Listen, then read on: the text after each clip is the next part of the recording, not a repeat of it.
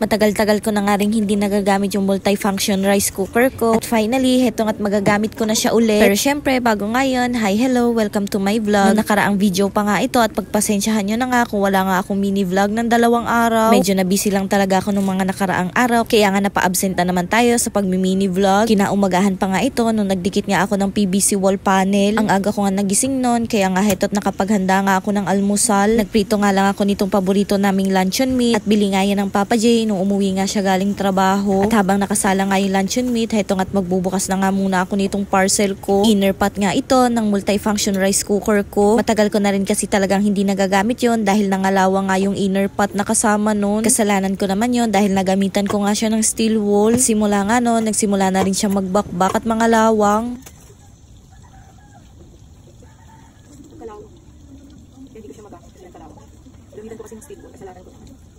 At simula nga nun, sakala na lagi ako nagsasaing. At napansin ko na ang bilis nga maubos ng gas namin. Medyo natagalan din talaga ako sa pag-check out nitong stainless inner pot. Medyo pricey kasi siya at pinag-ipunan ko nga muna talaga. Plus, nahirapan din talaga ako sa paghahanap nga ng 6 liters na ganito. Dahil puro 5 liters nga lang yung nakikita ko. Meron naman katulad nitong luma, yun nga lang, ayoko na ng ganyan dahil nangangalawang nga. Kaya sa mga nangangailangan din ng inner pot na kagaya ng ganito, ilalagay ko na nga lang dyan yung link sa comment section or sa yellow basket. Pagkatapos ko nga makapaghanda ng almusal, isinunod ko naman gawin itong pamamalansya ng mga uniform ng Papa J at ng mga bata. Literal na ganito na talaga yung morning routine ko. Hanggang ngayon nga, feeling ko, nasa ibang bahay nga ako. Grabe din kasi talaga yung improvement nga dito sa sala ko. At kapag nakikita ko nga talaga ito, ang layo-layo niya na nga sa dati. At alam na alam nga yan ng mga solid followers ko. Dahil nag-umpisa lang talaga ako sa pag-makeover nga ng mini kitchen ko. At hindi ko rin talaga akalain na aabot nga ako pati dito sa sala ko. O siya, pagtapos ko nga mamalansya, nag-almusal nga lang kami at pag-alis nga ng Papa J, nagsimula na nga rin ako sa mga gawain ko. Kapag ka naglilinis nga ako ng buong bahay, sinisimulan ko nga yun sa paghuhugas itong mga hugasin. At pagkatapos, syempre, magpupunas-punas nga rin ako dito. Nag-sounds na nga rin ako niyan sa TV para nga ganahan din ako magkikilos. Sa totoo lang, gustong-gusto ko na talagang palitan yung vinyl tiles dito sa lababo ko. Parang ang luma-luma na rin kasi sa paningin ko. Ewan ko, ang bilis ko talagang manawa. Kaya nga naisip ko na tiles na nga lang din ang ipapalit ko dito. Ewan ko na lang talaga kung mabakbako pa yun kapag nanawa nga ako.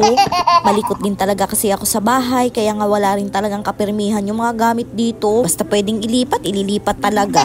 Kung pwede nga lang na nakafix na yung mga gamit dito sa loob ng bahay, ginawa ko na nga. Dahil ate, napapagod na rin talaga ako.